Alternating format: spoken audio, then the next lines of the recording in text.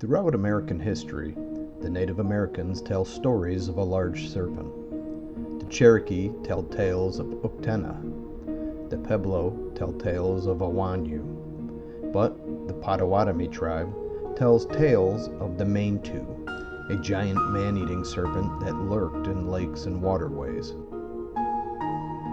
Throughout the early 1900s, all through the Midwest, there were sightings of such a creature.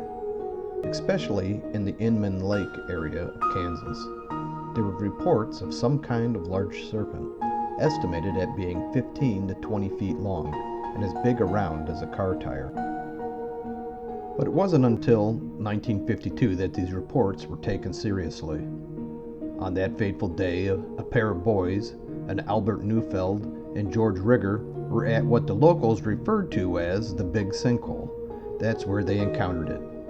As the beast surfaced, Neufeld was able to take 2 shots with his hunting rifle. He was sure that he had hit it, but Rigger would testify that he didn't believe that the creature had sustained any real damage. After word got out about this encounter, public interest exploded.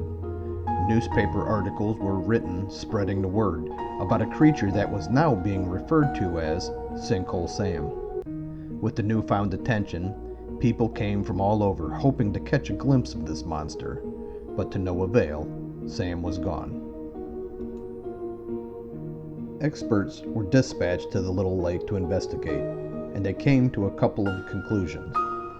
First, they speculated that Sam might not actually be a snake. They considered the possibility that Sam may be an amphibian, something like a wormlike amphibian, a giant Sicilian, an animal that could easily burrow into the mud at the bottom of the lake and enter a deep hibernation for months, in the same manner that a frog or a salamander does.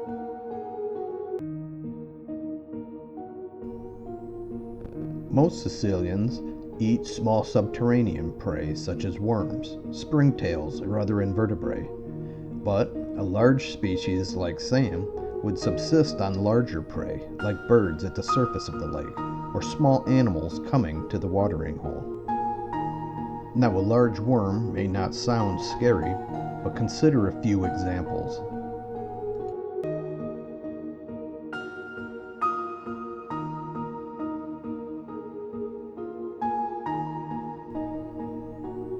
Now, the second conclusion that the experts drew was that there may be submerged passages or tunnels that Sam could have retreated to.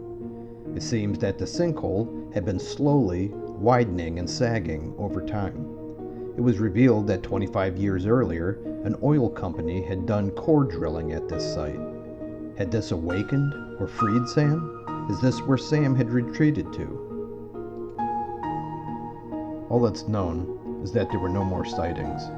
That is, until the late 1960s. It seems that a group of citizens organized themselves into a hunting party to track down a 20-foot animal that was as big around as a man and that had been reported as devouring a calf and dragging it into the lake. It seems that Sam was back and his appetite had grown. Fortunately, there had been no further sightings. This is probably a good thing.